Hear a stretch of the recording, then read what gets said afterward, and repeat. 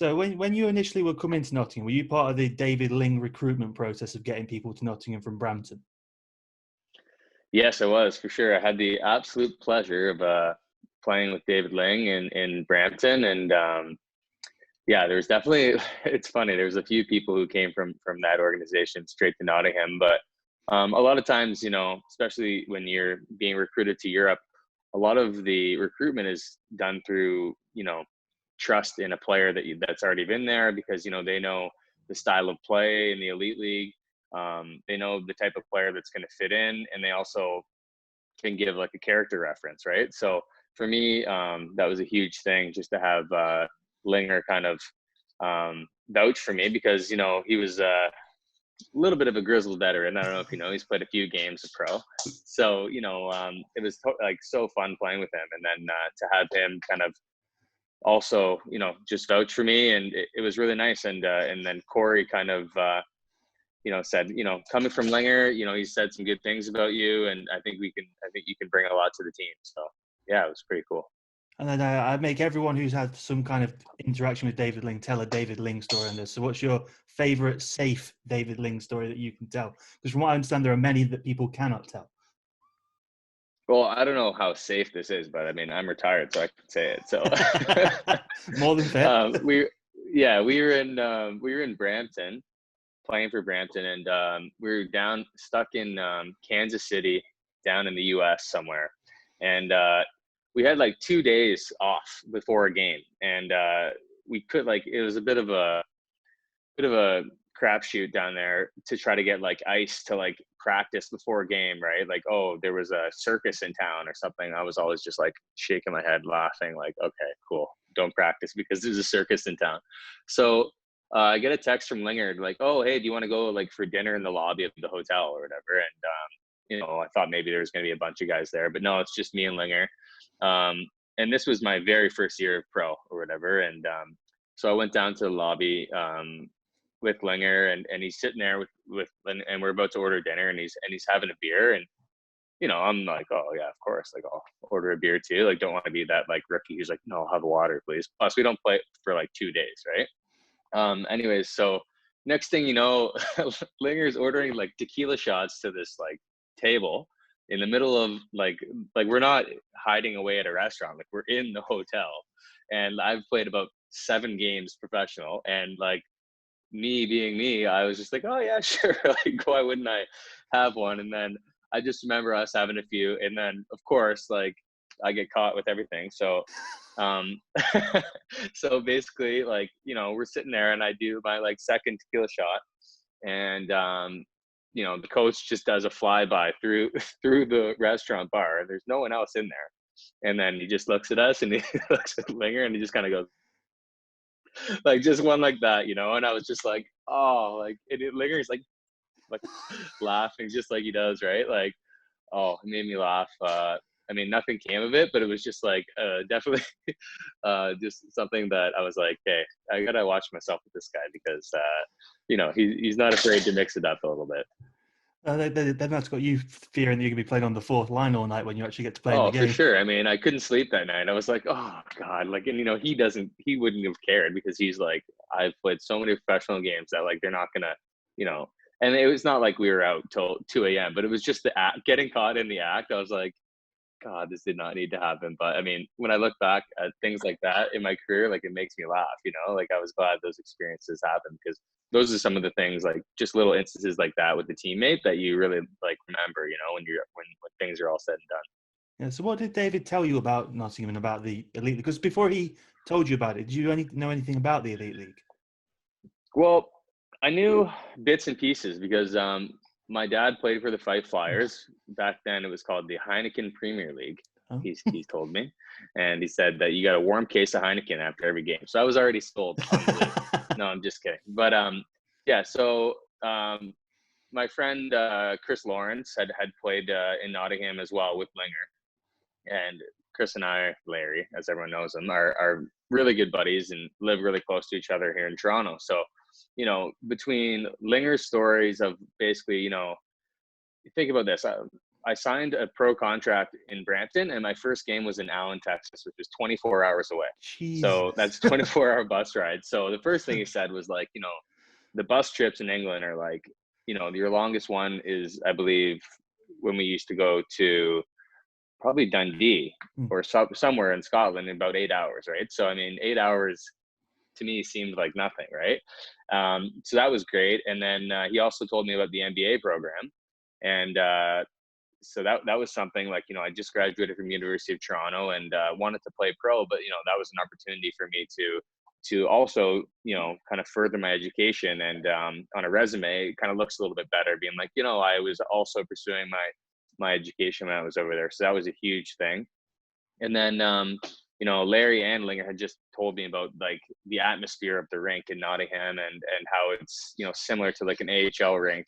That's kind of how they described it. And now to have played in it for 2 years, that was exactly like when that barn is rocking, and during playoffs or that game against Bern, there's just a few instances that are even, I remember the crowd being way bigger than just a normal night, right? And that was the coolest thing, because at the time I was playing for Brampton Beast, and just finished playing U Sports, like, which is a Canadian university. And I'd say my Canadian university maybe got 200 fans, right? Like, I Mm. mean, it's not as big as it is in the States, and a lot of great players play there from the OHL and things like that. But and then Brampton Beast was a kind of like a new starting up like East Coast team, so they didn't have the greatest fan base either. So that was a huge thing, because playing in the OHL, I always got fired up in front of fans, and wanted to be you know one of those type of the players that the fans kind of enjoyed watching, right? So that was a big thing for me. And yeah, so between those two guys, definitely got some really great insight as to what it would be like, to play for the Panthers. Do you remember your initial conversation, the first time you got to speak to Corey, and how he sold you on it all? Yeah, I definitely remember a few like phone conversations with Corey. Um, I definitely, like, now that I know Corey, it's so funny because he's so like monotone and dry on the phone, right? He has such a dry sense of humor, and a lot of times he'd be dropping like kind of jokes on me and stuff, and they just be like, I didn't know him yet, so it was definitely like just a funny experience, like looking back. But I remember, he was a tough negotiator of the contract and every detail. He was like a stickler, and um, but at the same time, for me, it was a huge opportunity to go play in a league where a lot of players in that league they come from having some NHL games and some AHL games. And for me, my North American resume was about 2 years of East Coast, right? So I did pretty well, and especially like in the toughness aspect, like I think that's what he was looking for on the team, someone who could kind of fill in a few roles, right? So I felt like our conversations were good because he was able to kind of give me like a clear um, dynamic of what he expected of me, right? And I remember kind of just the conversation that he said. He's like, we have an amazing scorer named David Clark, and he's a legend in this league, and he's a left winger, and we'd like you to play on the right wing. We think you can facilitate his scoring, and then also add some toughness to that line, because guys are taking runs at him because he's a prolific scorer, right? So I mean, he didn't quite say, oh, you guys are the second or third line, but he kind of said, this is where I'm going to start you out, and then see where that takes off. And then most of that year, I played as Eric Lindhagen was usually our centerman, and things got bobbled around during different games, and I played with Farms a lot, and a lot of other, and Ollie and Lax as well, and I had chemistry with a lot of players in that team, which is what made that team so good. But yeah, I remember kind of that conversation being said when Corey and I talked for the first time, and yeah.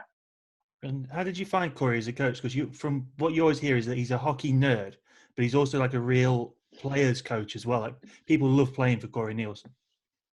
For sure. I mean, and I absolutely loved playing for Corey. Corey gave me one of the biggest compliments.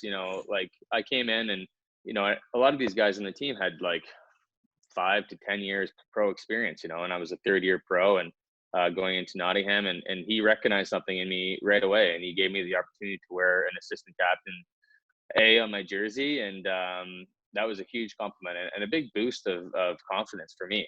So that was definitely really appreciate him kind of taking a chance on me, because at that point when he made that announcement, he made me only known me for a month. So yeah, and I always think, like, he's definitely a tactician the way he coaches. He's a lot about execution and the X's and O's of the game, and but also one of the coolest things about playing with him is that he always said when you're in the offensive zone, just play. Like, he never really gave us he gave us a few face-off plays, but he called it the fun zone, the O zone, right? So which as a player, that's all you want, is just the ability to be creative.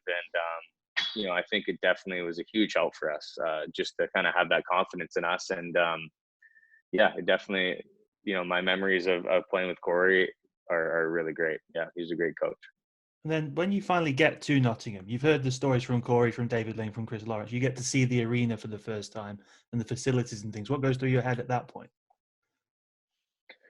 Um, it was, I was a little bit awestruck. I mean, first time, I've been to England and Europe before on a family trip, when I was maybe 16, 17 years old. But to show up at, what was it, 26 years old, like, by yourself with your gear and then, like, oh, sorry, and two backpacks, and it was one of those things where, it was definitely a really cool experience. I can't really put it into words of how I felt. I just remember meeting all the guys and just being like, I need to take a nap. Like, I'd just been on a plane for so long, right? And yeah, it was a really cool experience. And I definitely remember my first couple skates. I felt like I had never been on skates before, because it was just so weird being on the other side of the world, and you're putting on hockey skates, and I hadn't got my skate sharpened yet, and they probably thought I couldn't skate the first couple times I was on the ice. But yeah, no, it was all in all really good experience. So did it make it easier to settle in Nottingham that you were there with friends like Chris Lawrence and Matt Carter, who you're also close with? Absolutely. I mean, it just made it so much easier, as far as we're all coming out of Toronto. I remember, we were all so excited. Like, you're going on this Euro trip, not only to, see and live in a different country and just different culture, but then you're also doing it with two of your best buddies. And the plane, trains, and automobiles that it took to get us there, it just made it so much more fun when you're just traveling with your friends. And the whole time we're just laughing, and Larry's kind of giving us the lay of the land about different restaurants and pubs that we should go to, and about how some of the players on the team are. And just we were so lucky with the Brit pack that we had, like Stevie Lee, what a beauty, like, just a great, like, my second year, he was my captain, and such an amazing captain. And then Laco's, the king of Nottingham, like, he's from there, and yeah, Farms and Ollie, just such nice people. Clarky, can't say enough good things about him, and Greener, and the list goes on of just everyone that we met there. That was, the British players were just so fun to be around, and definitely feel lucky. And all the young Brits too. You can just tell that they have such a great culture, and it was just it was a really nice thing. The way that players turn over in the Elite League, the Brits are really your core, aren't they? So they're so important to making guys like you feel welcome when you come to Nottingham. Absolutely, and I think one of the cool things about Corey is that he gave us the opportunity to go out and have a few beers together, and all that team building that we did, like, early in the year.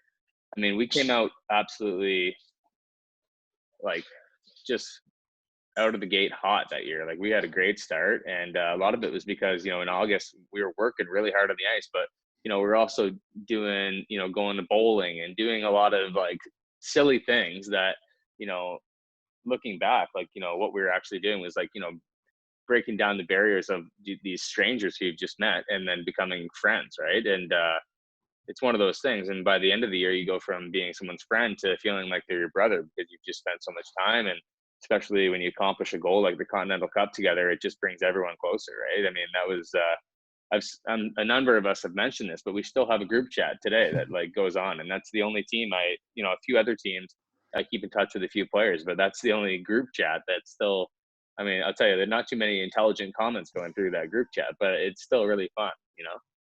Is it just all Brian McGrattan putting clips of Robert Farmer scoring goals in there and things? Yeah.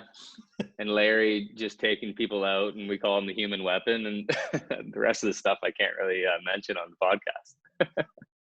And then you mentioned David Clark, and I know you and him had a special relationship, didn't you? Absolutely. I mean, for both years, Clarky was my stallmate. We sat in the dressing room where there's only, two stalls side by side, and that's the guy who you go in every day, and you're tired in the morning, you just want to have a coffee and chat with the lad next to you. And Clarky, I was like, because my dad played in the league, and we actually had a few kind of mutual friends who my dad had played with and he'd cross paths with early in his career. And so we were always basically just storytelling, right? Like, and he was a great storyteller. And but also, when push came to shove, he was a person that I looked towards as far as, like, how's Clarky handling himself in this situation. And guys like Brad Moran and Steve Lee, and we had a great little group of leadership group there too. And yeah, so I mean, definitely kind of someone who I looked up to, but also just a really good friend. I mean, me and him still chat. He's been to Toronto a few times. My wife and Jess are really good friends, and whenever Morgie's around, we always chat with him. And just we were there when Mace was born. Like, it's just one of those things. It was a cool time of our lives because I was able to kind of be there through a lot of cool things. So yeah, definitely he's a really great person, and we always have a good chat, good banter, as you guys call it. That's the thing, is it when you hear from Corey that you're going to play on the line with this legend of the British game, David Clark, and you come in and he's just like everybody else.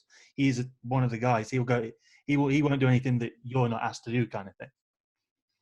Yeah, totally. I mean, he led by example, and he's kept himself in great shape, and was always serious when he needed to be serious, and then fun when he needed to be fun. And when he thought things weren't going well, he wasn't afraid to pipe up. And I mean, you could just tell that he'd been around the block in that league, so it was kind of nice to have just that calming presence, like not only in the room, but for me, like right beside me. We had so many chats that I learned a lot from, and that it was confidential between us. I could say anything to him, and I could also run things by him before I went and talked to Corey about something. He was like an older brother to me, for sure. And then after seeing him last season, trust me, he's still in shape to play. He could still go now. Well, I think he had like 2% body fat. So worst case scenario, he's got at 6 right now. So he's probably still doing pretty good. And then early on in that season, you find out that you're going to have that Brian McGrattan's coming into the team. What do you remember about that when you found out he was coming in? I was probably the happiest guy in the room, because I was the guy who Fitzgerald was coming up to say, "Hey man, like, you want to go for a spin?" I was like, "No, I'm all set." Like, like, you know what I mean? Like, I'm a tough kid, but like I was not in that heavyweight weight class. And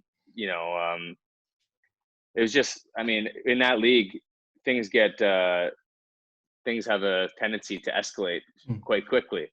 And it's not that I would ever back down, but at the same time, you have to pick your battles. And there's tiers of that type of player, and he's the highest tier. So I mean, to have him on your bench, there isn't one guy on the team who wasn't happy that he was coming in. And then to have spent the year with him, that was before I met him, and like, he's one of the funniest guys who I've ever played with, and a great friend to this day, and we're chatting constantly. And even if it's just joking around and this and that, it was great to have someone, with that NHL experience. And he was also pretty lighthearted and just funny around the room. And he had a way of just making us laugh in like very serious situations, which I think we needed sometimes. And other times we were like, all right, man, like, like enough with the old war stories. Like, we're going into the third and we're down by 1, right? But he just never changed.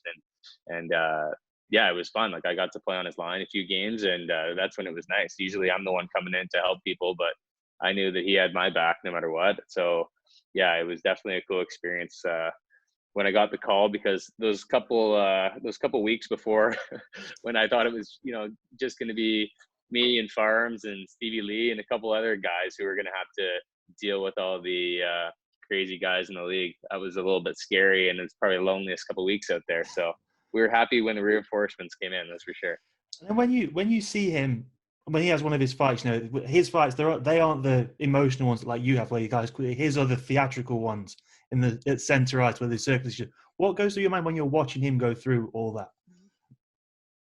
Well, I mean, for him, like a lot of guys, like, you know, when they're in a fight, you're like, oh, I hope he's gonna win. Like you're kind of a little bit worried for him because anything could happen in a fight. But for him, I was just like, get the popcorn out. Like this is gonna be so fun to watch, you know. And you just see how you know, everyone in the stands like was just like knew they were witnessing someone who's just so good at their craft. Like his craft happened to be just like beating people up. So like, I mean, it's not like he only brought that aspect to the team, but him having that, you know, in his back pocket gave him lots of room on the ice. And like, you know, we've seen a couple clips where Big Ern's got some good mitts on him too. He's got the dangles, right? So he was able to chip in offensively, and yeah, you know, it was just so fun to watch, you know. And you know, I grew up hating him actually because he played for the Senators and I was a Leaf fan, right? So, and he's the guy who beat up Ty Domi, our toughest guy ever. So, you know, it was kind of funny, and chatted with him a little bit about that. So there's that aspect to it too. It was just kind of a cool thing to be on his squad at that point, you know. And then his whole presence is added to by the fact that I think he's the only player I've ever seen over here who's played with a tinted visor. Oh, that's something I did not expect. I mean, he showed up with white skates and a tinted visor, like something that Ovechkin would wear. You know what I mean? Like just so, but like, man, like I can imagine being on the other side of the ice, just looking over at like someone who you've seen all their YouTube videos of, and then he can't even see his eyes, like got that visor on. You'd just be like, oh, like don't come near me, please. Which is like that was something that we didn't even have to do anything, and just him being in the lineup always just brought that presence, right? Make people think twice before they, you know, start taking runs at our really skilled players. So he was a huge factor for sure. And you were on the ice when he scored his probably most famous goal he scored in Nottingham, that one against Sheffield. Well, I mean, I don't get enough credit. I was the primary assist on that. Like the vision on this guy. No, I'm just kidding. I don't think you can ever miss McGrattan when he's right beside you completely alone. And you know, that is one of the funniest clips ever, and also just such a cool thing because, you know, I think every bone in his body probably wanted to fight Fitzy. You know what I mean? But it just shows you like he knows the momentum that can happen, right? And he was like not willing to give up that inch. And then just to turn around and go score. And the best part about that, and we still joke, is like he gets down like just to give a real good celly, and you could see he's going too quick, and the old legs kind of wobbled a little bit. And then he held on though, and he made it look good. And I just remember him going to the Sheffield crowd like, "Who are ya? Who are ya?" Just giving it to them, and like, you know, he's like, you know, he still literally will just fire up Twitter, and I'm sitting there laughing just on a random day, just be like the Sheffield Squealer fans and like just get them all fired up. So he definitely that was one of the coolest moments just to be a part of, just because it was just like I found it so funny. Like it was just hilarious, you know. It was just perfect karma for what was going on in that situation. So But before you get to Nottingham, I imagine you hear all about the Sheffield-Nottingham rivalry. And is it as special for the players as it is for the fans? Does it feel different to other games that you have in the league? oh yeah, for sure. I mean,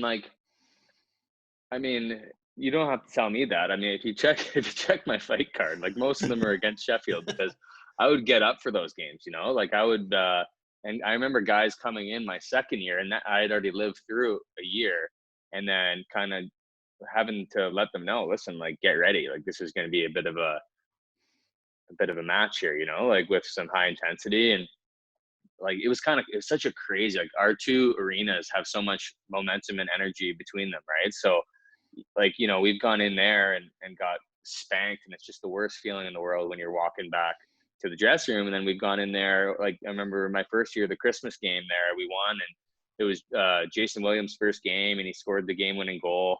And it was just such a cool, like it's like you just love to have those rivalries in sports, and it was great to be a part of them. And that team, at the same time, we hated each other. We have a lot of respect for guys like Fitzy and Jonathan Phillips and all those guys who have been around for a long time. And they deserve all the praise they get from their fans, just like the same way that we're treated well from Nottingham fans. So there was a level of respect, but I mean, that doesn't mean that there wasn't cheap shots thrown and things like that, right? The tensions were always running high in those games, and unfortunately, I think in those years, it seems like they always kind of, like near the end of the season, they were just ousting us, and it was never a good taste in my mouth. So now to this day, I'm checking the scores and getting real excited when our boys take them down, for sure. I remember, I think the other year, the coach who came in after Corey, Rich Jones, he worked out what the record was against Sheffield over the past few years, and it was not pretty.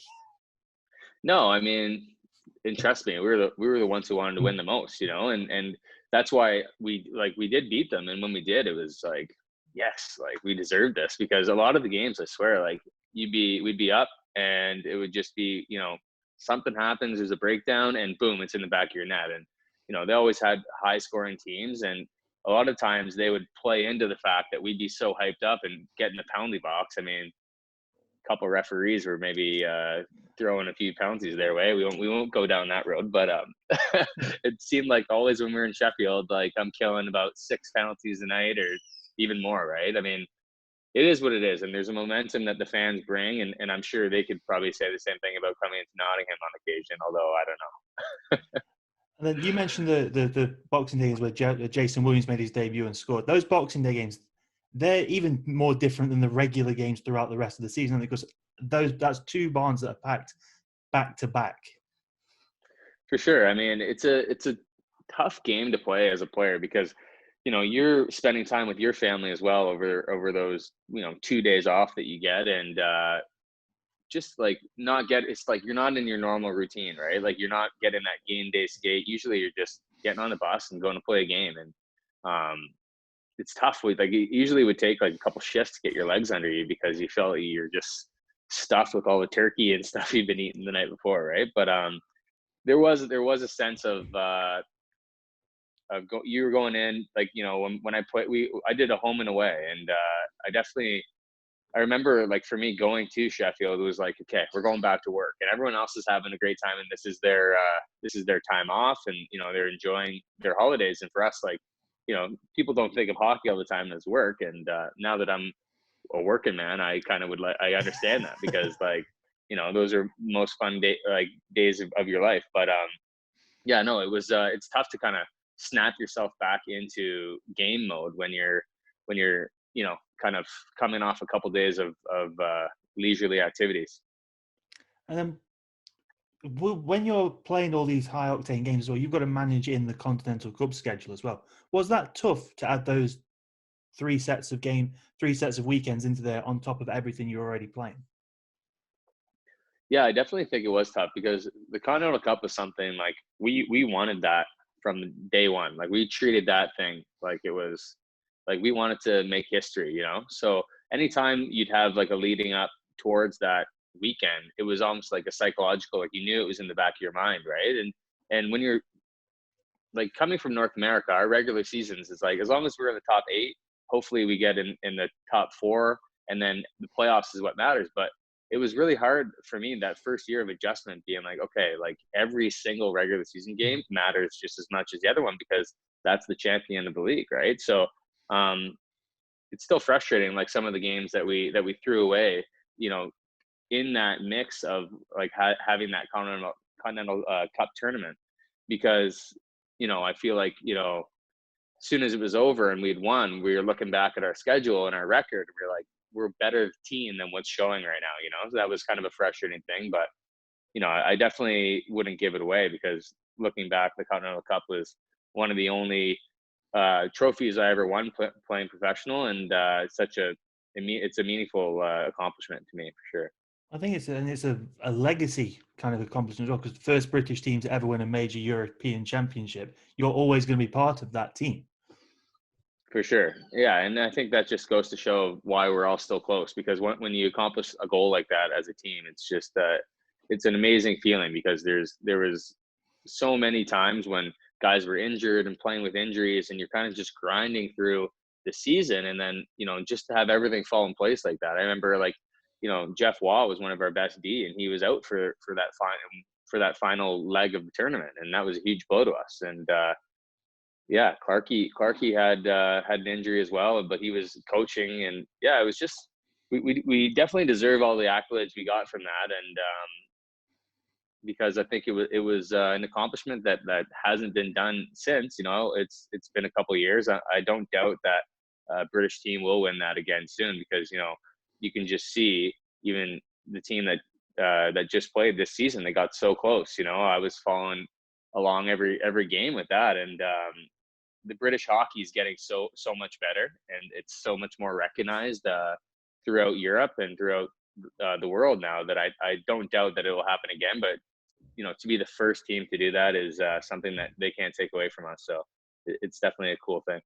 And then obviously that season ended as it did in Sheffield after Mika got hurt during the game and things like that. We don't need to get into because they're depressing and there's no point talking about it at this point.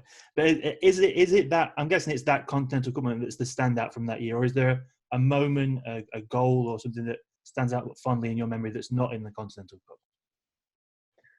Cup? From that year, I think like beating Sheffield back to back in those Boxing Day games was a cool thing, because we had been on a bit of a slide like in December, which I know the fans know all about that.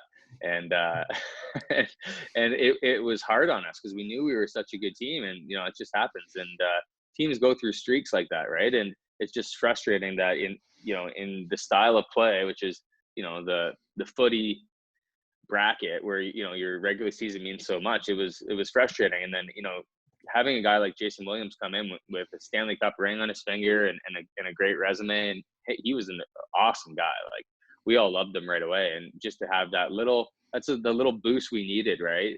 Just to get over the hump, and that was a great feeling. They were really tight games, and he was a huge factor in both those games. So kudos to him for coming in cold and just producing right away, and adding that offensive flair that we needed. What did you think of his Christmas suit? I thought it was great. Yeah, he's always Willie was always looking good. No one can ever say anything like that. So when you're coming back for year 2 in Nottingham, because you're on the MBA program, you were guaranteed to come back the next year anyway. What were the conversations going into that second year? I spent most of the summer in Nottingham, so I was around a lot of the Brits and around Corey, and was part of some conversations. And it was frustrating for me, because some of my really good friends weren't being asked back, and it was one of those things where I had to. That's when you realize hockey's like a business, and not just your friends hanging out and going to the rink. And so for me, I just took a step back and just focused on my studies, and whatever roster was going to show up in August, I knew I was going to go be there and just bring what I can bring to the team once again, and add that next layer of leadership, just being a second year player. But yeah, that was like a difficult summer, because like I said, we went through a lot that year as far as accomplishing a lot. So I felt like because we didn't get the results we wanted in the league, I understand why moves were made, but it's, as a player, you never like to see your friends go and find a new team. But just to say, my second year, with the Champions League, that team that came in was a great team as well, and have a lot of great relationships with players on that team as well. And you say that it's a great team. You see the CVs of guys like Michael Garnett, Dan Spank, who come into that team. That's Corey was really preparing for that Champions Hockey. He wanted to give that a real good go. Yeah, for sure. I mean, I think we had quite the roster. I mean, that's the thing, is that Nottingham is a place that attracts great players, right? The town itself is amazing. The atmosphere in the games, and then just Corey had such a winning record and had the ability to. He was a great recruiter, so I knew the team was going to be good. It's just the fact that you have to kind of regroup at the start of the year with different and do all that team building all over again. And I think part of the reason that Cardiff all these years has been so good is because they have the same players, right? So I mean, everybody knows each other in those beginnings of the season. But yeah, definitely, I think he was preparing that roster with the CHL in the back of his mind, and I think he did a great job, because I mean, when you look at how well we performed in the CHL, kind of speaks to itself, right? And you must have been really happy, because once again you signed the toughest guy in the league in Matthew Gagnon. Couldn't have been happier. I mean, yeah, you're spot on there. I mean, I was a bit worried when Gratz said he was going to retire, and you know, they had been kind of chatting with me about, you know, who's out there, and I'm just like, that's not, you know, my like, that's above my pay grade. So when Gags got signed, I just remember being really happy, and then just him as a person is just such a great teammate, and really funny, great guy, and you know, just so tough. And he also came in, like McGrattan had he had all his, you know, fights in the HL. He didn't have much to prove, but I think like Eggs, when he was raring to go. He was ready to hit the ground running, and he proved himself early and often in that year. And you know, I wouldn't have wanted to fight him. I think that's for sure. So when he fought that 7-foot guy in that preseason game against Krefeld, that was he set his stall out early that year. Oh yeah, I mean, yeah, he wasn't. It didn't matter which competition we were playing in. He just played with such intensity, and like he played, you know, on the line, but not over the line. Like he wasn't a dirty player, but if you wanted to go that route, he was more than willing to oblige you. And you know, he was a great. He understood the swings of momentum, and he knew the ability that he had to get our fans and our team, you know, up when things weren't going well. So yeah, he was really great at his job, and still is to this day. And then I spoke to him for an hour the other day, and off the ice, he's the biggest sweetheart in the world. For sure. I mean, yeah, he's a big teddy bear, but you better show that guy some respect, as he likes to call it. And then at what point did you get excited about the CHL draw, where you see you're playing Mountfield, Burn, and Turku? Yeah, well, it's actually funny. So Spanger and I were in our second year of the NBA. So we were, when that draw was happening, we were in class in the very back row, and we had our laptops up, right? And so we got some accounting professor trying to tell us about that, and we're just trying to figure out like who we're playing in the CHL. So I remember that experience was really funny, because you know, we were watching the raffle, and felt like I was watching the lottery, the Powerball. You know, we're not used to these Champions League style draws, right? So we were both just loving it, and we looked at, you know, at that time, didn't know much about a lot of these teams, but I'm just Googling like, oh, where are we going to get to go visit? Because that was a cool part of it too, is the fact that you get to travel to, you know, some awesome places, right? So yeah, it was a great experience, and just a cool thing to be able to be part of that Champions League. It's a huge accomplishment for sure. Then you go, the first game in the Champions League is against Burn in their building. You get to go and see that massive arena they've got, and you're stood on the blue line. And on the other side, you see guys like Mason Raymond on their team. What's going through your head at that point? Well, like I said, I was a big Leaf fan, so I was like, "Oh, hey, what's up?" And Mark Arcobello, he was another player. Yeah, exactly. After this, yeah. I'm sure he's like, "What? Who?"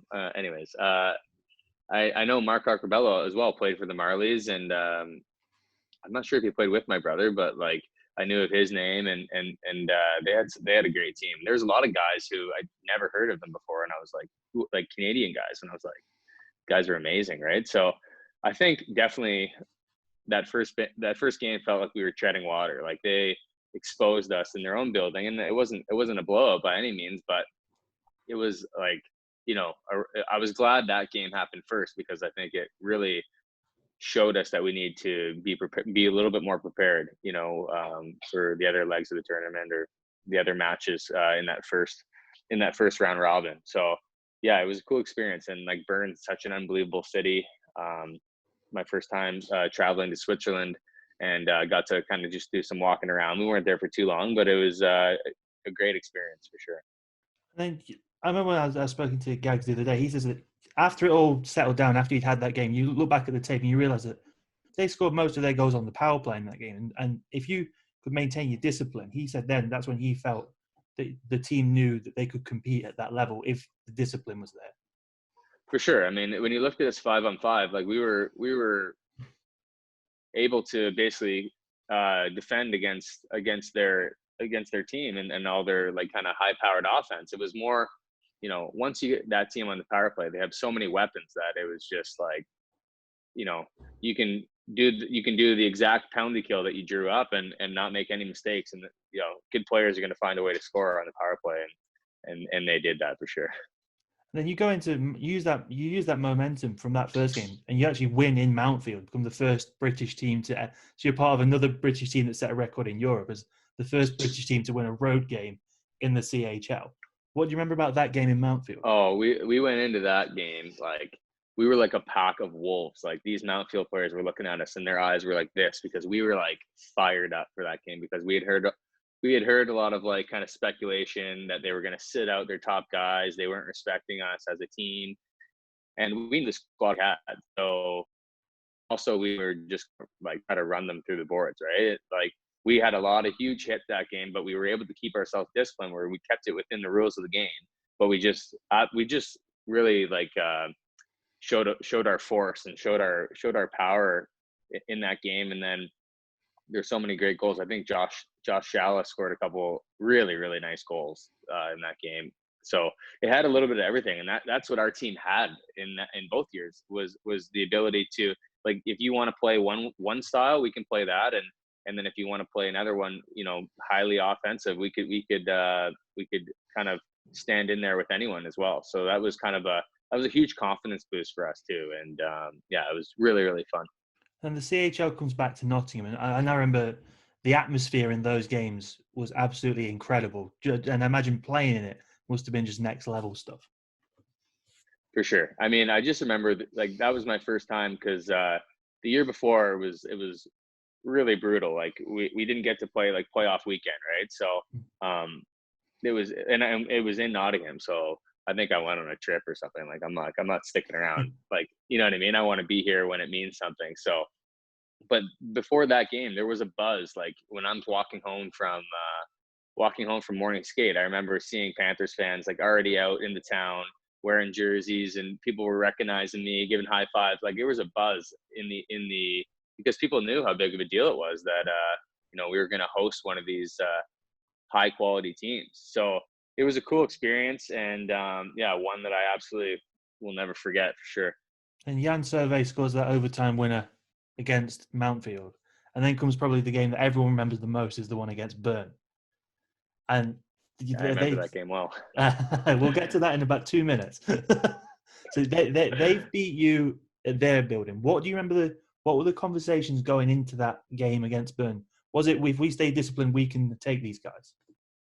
Absolutely. That was the number one thing. And I think seeing them and playing against them, we were actually able, like, we watched a ton of film and we were able to figure out, their system a little bit, and which guys we couldn't let, have the puck with space because of their speed. And, I think each player knew what the way they needed to play in that game that would make us win. And, in the back of our minds, we were thinking, worst case scenario, like, let's just make sure we keep it close in our own building. But then there's the other side of it where all the captains and all the leaders in the team and Corey are saying, we can beat these guys, right? And our fans truly felt like we could beat them, and we could tell right off the hop that they were with us, right? And that's the cool part about Panthers fans is, like, they can get a hate on for another team within like 3 shifts. Like, so they were all over their team. And I just remember looking over and seeing fans like chirping their bench, and I was just loving it. Right. Cause teams like that probably are not used to coming into super hostile rinks like that. Right. So, I mean, that was definitely a huge factor that the atmosphere in the rink played that day. And yeah, it was just a really cool experience. It was a huge win for sure. And you go 2-0 down in the first period, and then something must have been said, something clicked in that period break, because then you finish the next period tied at 2.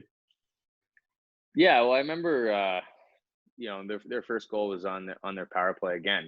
Like you can't help it sometimes when a team's so fast. Like you're just trying your best to defend, and you end up taking a penalty. And with them on the power play, it was like you try your best, right? And Garnes that day stood on his head, and we were still down 2-0. So I don't remember exactly what was said. I don't think anything really needed to be said because we were just going to go into the second period, you know, with that mindset of just being like, let's just climb back into this game piece by piece. And like, I think it was Mokshentsev scored that first goal, right? And I remember it was like a grinder goal. Like Mark Durlago went in the corner and was just holding off like two guys. Like he had the ability just to kind of, sometimes you see flashes where he was just a man amongst boys, like throwing people off his back. And I remember that was like a sequence like that, and kind of like a funny goal the way it went in. It was like a little chip shot.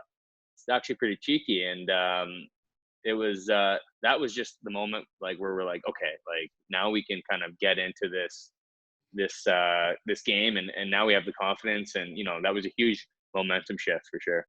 So we'll get to third period. You pick up the puck along the boards in your own zone. Go. Yeah, well, I remember like Lindy and I were back checking against Arcabello, and kind of stripped him, and I kind of had the puck, and he went to check me, and I kind of made a little pass to myself off the boards, and they had just either changed, or for some reason I just saw like no one in front of me at all. And so I mean, if you look at the video, like I don't look like I'm moving too fast, but I promised I was skating like as fast as I could. It's big ice, people, so let's not throw chirps around here. But I just remember kind of being like, they were just like, okay, like let's just kind of see where this guy goes. Nobody was kind of coming at me to defend, like so. I was able to gain the red line and the blue line, and I'm not. Everyone who in Nottingham knows I'm not the type of guy to go end to end and just shelf one, but they gave me so much space that it was like, okay, like, if you're going to give me this, like, I'm going to take it. Right. So I remember also like Billingsley was coming down the wing, and I kind of like saw him, and I was going to dish it out, but the D were so far back. So I just honestly happened in a flash, and I'm like, I'm just going to rip this on net. And, I think the goalie was slightly screened by their D, and I was able to just put everything I had into a shot. And like, it's one of the best goals in my career. Like, from just inside the blue line to put one up top on one of the best goaltenders I've ever played against. It's just a great memory, and just for that to end up being the game-winning goal is something that I'm going to be talking to my kids about one day. Oh yeah, your dad went end to end and absolutely sniped one on. Obviously, I won't tell them that it took me about 7 minutes to get from one end to the other. But anyways, I think it's just a cool experience, and a really fun goal to score. And the crowd noise after that went in as well. I think the roof genuinely almost came off the building. For sure. I scored, and I honestly didn't know what to do. I kind of went like this, and I was like, I got so much momentum going. I got to just like hammer the glass or something. I remember Billy was like kind of in between me and the glass, and then like knew what I was going to do and like got out of the way. And he's like, oh, sorry, man, I almost ruined your celly. Like I remember that in the hug after, and it was like a cool experience too. And also like, just a goal like that, it just feels so good to be able to contribute offensively. Like a lot of times I was happy if I, had a great penalty kill that game, and kind of like kept people off the board, or if my line scored and I got an assist. But just a goal just feels so good against that competition, because, it's just kind of it's validating as a player. You're at one of the highest levels of competition, and not only are you, in the game and playing it, but you're able to contribute to your team's victory. So that was it was such a cool thing. I remember like we're coming off the bench at the end, and Lacko and I kind of had a scramble moment off the face off, and Lacko iced it with that empty net goal, and it was just like eruption from the crowd, and just through a sense of relief. And then I just still remember like our celebration after, like it was like like we were all crowding around Garnes, and the net came off its bearings, and it kind of looked like we like thought we won everything, right? Like it was maybe we should have kept it a little bit more chill, but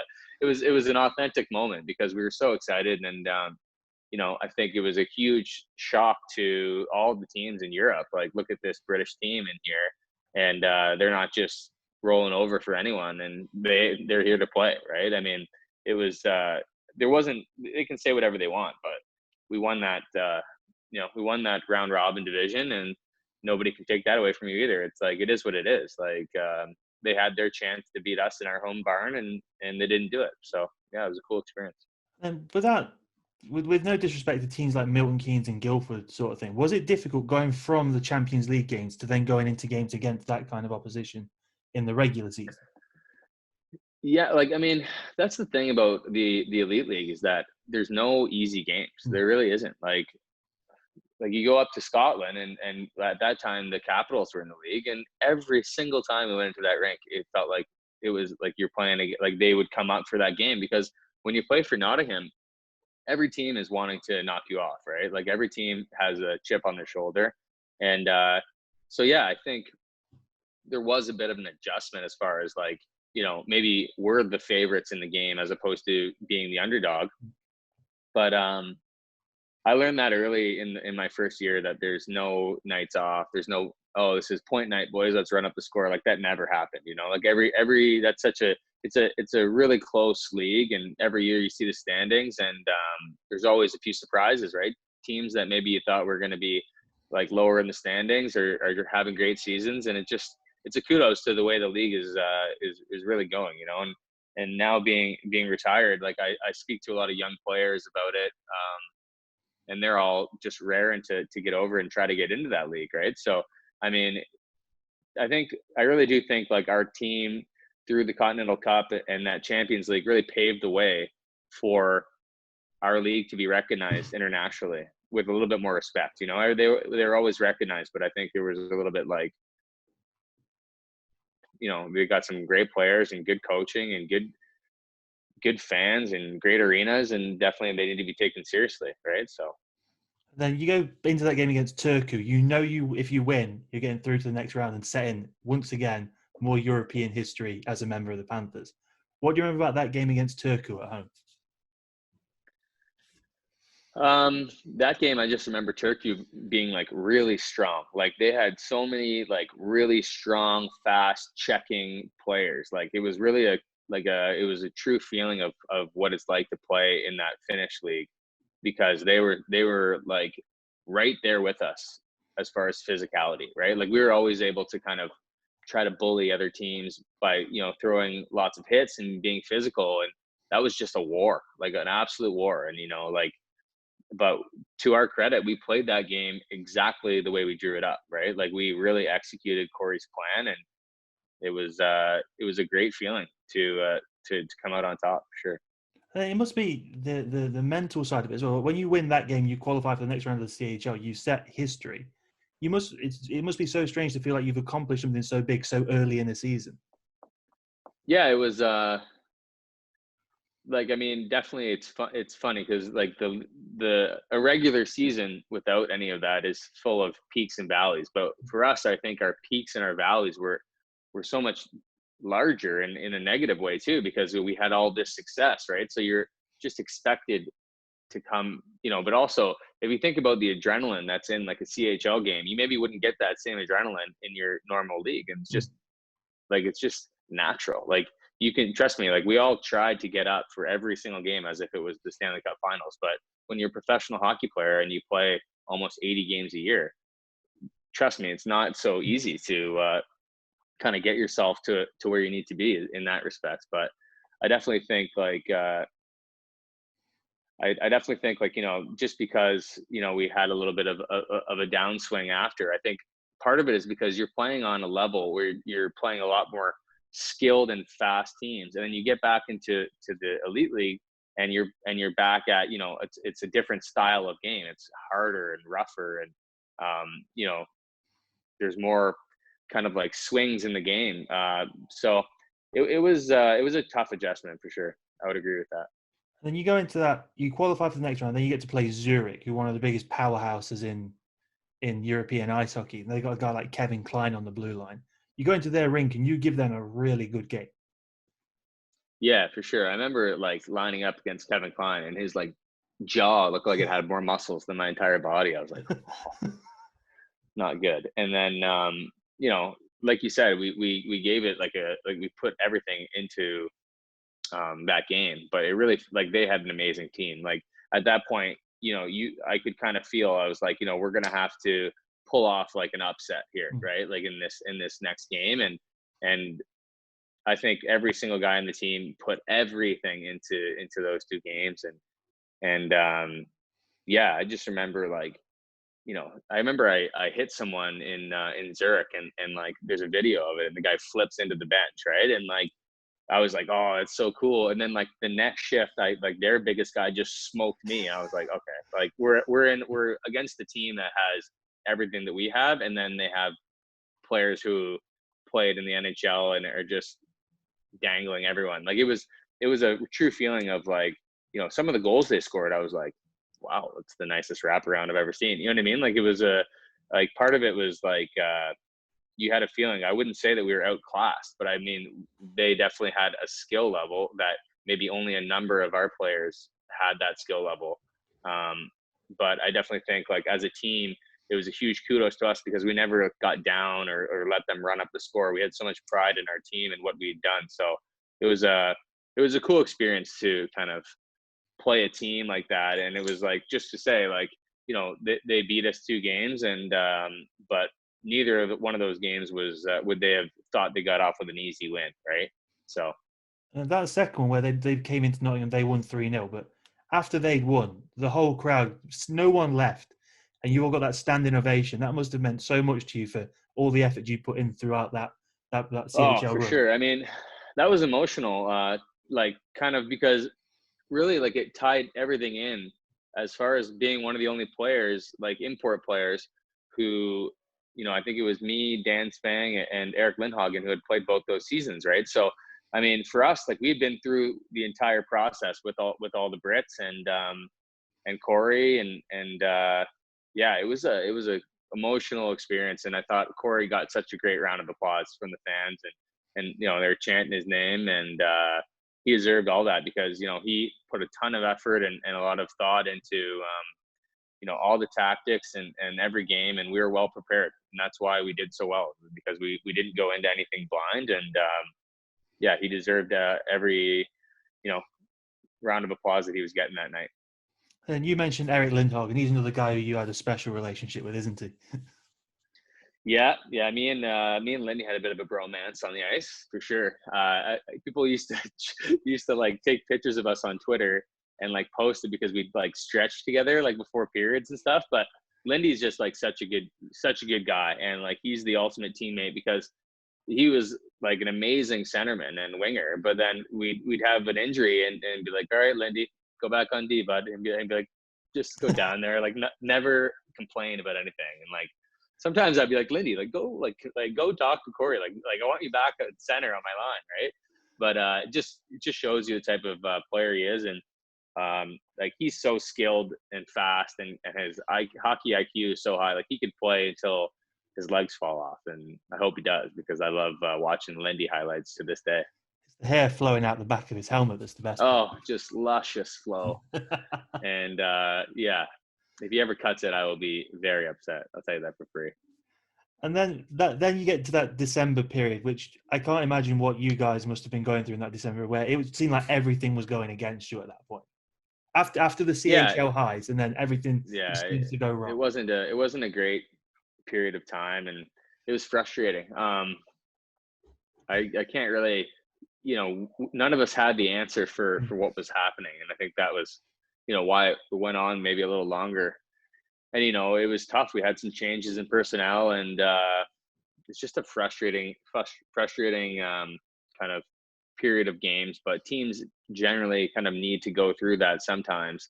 You know, just in Europe, like especially in the elite league, you just hope that it doesn't last too long because every single game is so vital as far as like getting that championship, right? So it was frustrating, and it kind of felt it was deflating in a way because I'd gone through it the year before, right, around the type of same thing, and I thought things were going to be different because we came out so hot out of the gate again. So yeah, it was frustrating, but like as one of the captains on the team, we just tried to kind of calm the situation down, and basically, when we ended up getting that win wherever it was, I think it was Milton Keynes or something, it was just like complete relief, and you felt everything just switch, right? It was just, we just needed that one win, and everything, it felt like, was going against us to refrain us from getting that victory. But once we got it, it was honestly like the weight of the world was off us. And you can understand your emotional highs and lows,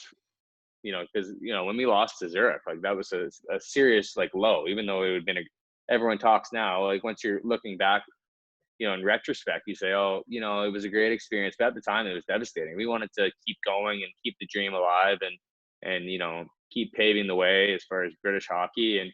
But at the same time, in that particular series, they got the better of us, and other teams in the league didn't have those highs and lows that early. So now looking back, I think that definitely played a part for sure.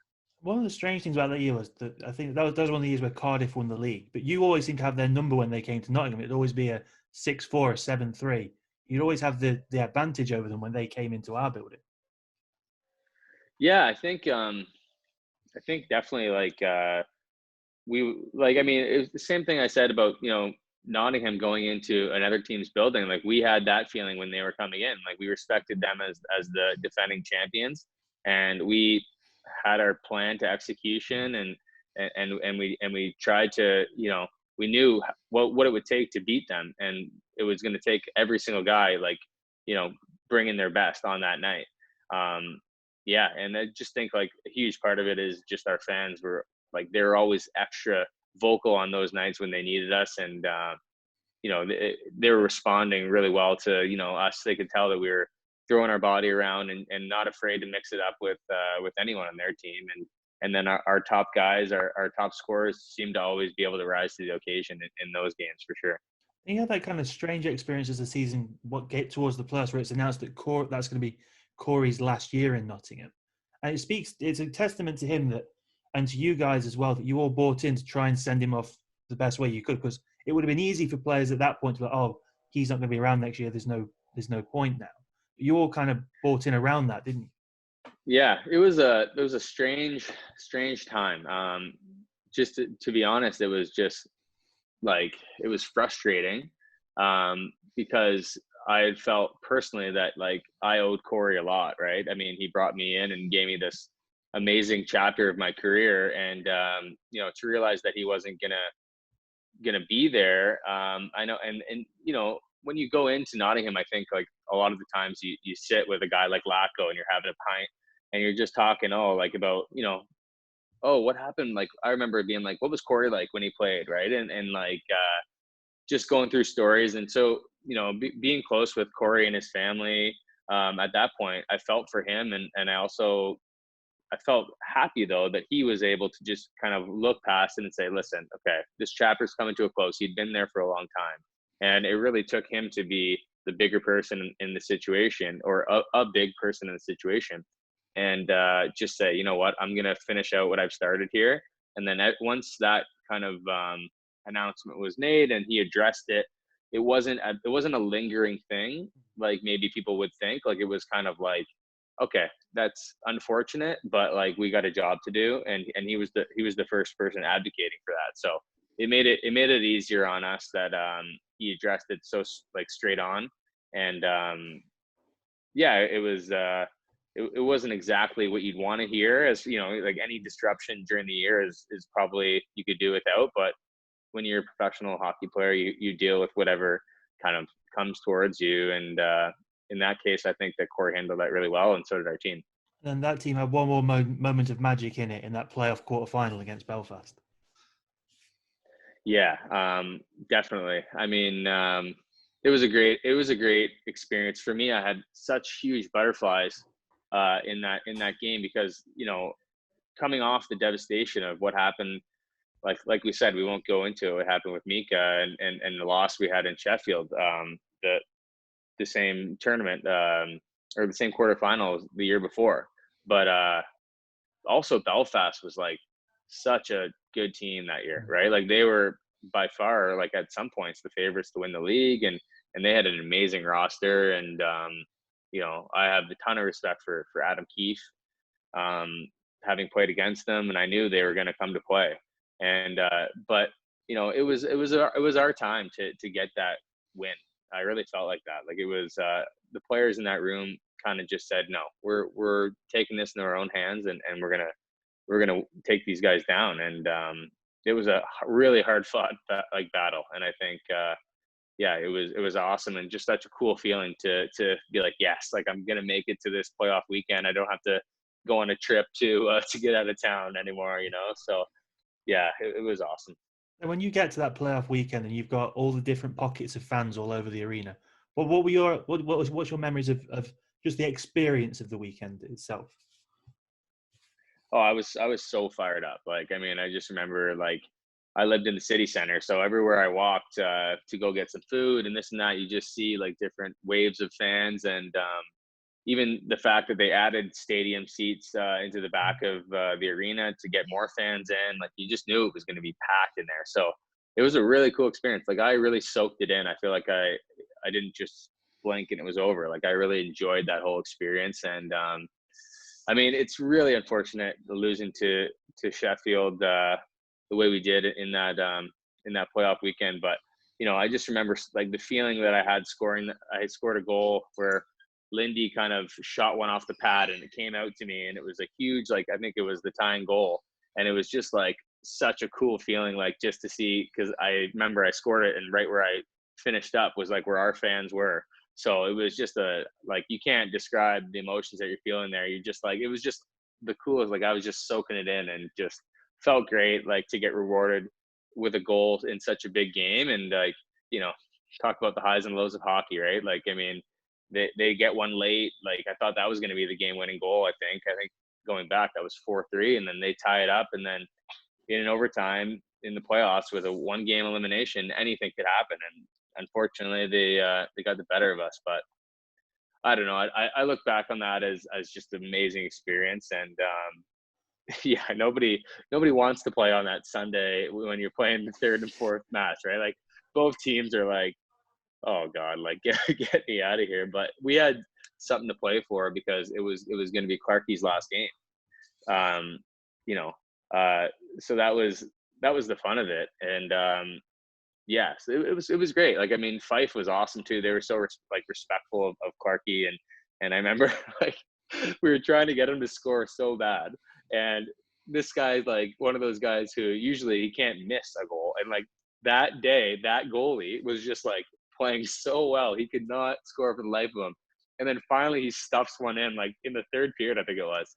And then we all just like charged the ice. And it was cool. It was kind of felt like, I'd never been in an all-star game, but I imagine that's what it would be like, right? Yeah, because it was just, you're chatting and having back and forth with the other team. It's like I always played so intense that I never really got to just enjoy and kind of be one of those guys who chatting people up on the draw and things like that. And then just to have Clarkie have that moment, at the 5-minute mark, I think was really special to him. He got to kind of wheel around and had his young son with him. And that was I just love soaking that stuff up because, that's the stuff that, as a player, like it's just a cool thing. And he deserved everything for what he had put into that team, that organization, and that city. He's an icon there, and he deserves all the accolades he's got. And yeah. So anyways, it could have been way worse. I mean, going into that, third versus fourth match with nothing going on. I actually remember, so it was the end of the year, and yeah, Zach Phillips had this like massive beard, like even bigger than the one you're rocking over there. He had been getting it going the entire season. And in between, so basically he told the guys, like, I'm gonna shave my beard. And then somehow I think it was Gags and Sove brought in some clippers. So in between every period, like in between the first and second and in between the second and third, we were shaving his beard, and he was going out with a different, the one he had like a Fu the first time he had just chops or something, or he had I don't know what he did. He shaved half of it, and then he had a Fu Manchu going for the third period. And I just remember seeing him line up and like guys in the other team being like, that's weird. Didn't this guy have a beard? Like, just goes to show like how silly our team was. And like, I mean, we took advantage of that game because we definitely deserved to kind of let all the steam out and just enjoy that game for what it was. And yeah, it's an amazing experience. And little did I know it was going to be my last game in Nottingham as well. So, I mean, I'm glad the way things worked out. I definitely like my memories of Nottingham are just all positive, and that's why I'm still such a big fan of the team now, right? If you had to pick one memory from your time in Nottingham as the fondest, is it the Continental Cup? Is it a moment in the CHL? Can you pick just one? I really can't just pick one, but I mean, I think winning the CHL and just the whole experience of like that last game, you know, just being in Written and just being in the like Italian Alps, playing hockey in a rink that had like a skylight, you know, and just our fans being there, and just to like that was the first championship I'd won since I was like 8 or 9 years old, right? And I played hockey every year, like, and never really got to hold up a trophy.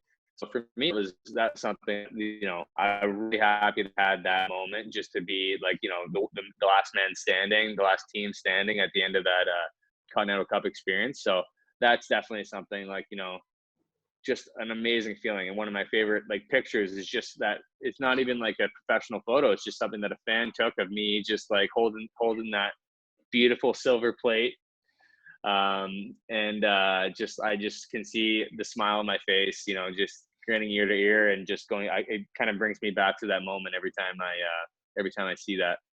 And speaking of the Continental, what's your favorite, funniest Brian McGrattan story? Oh man, put me on the spot here.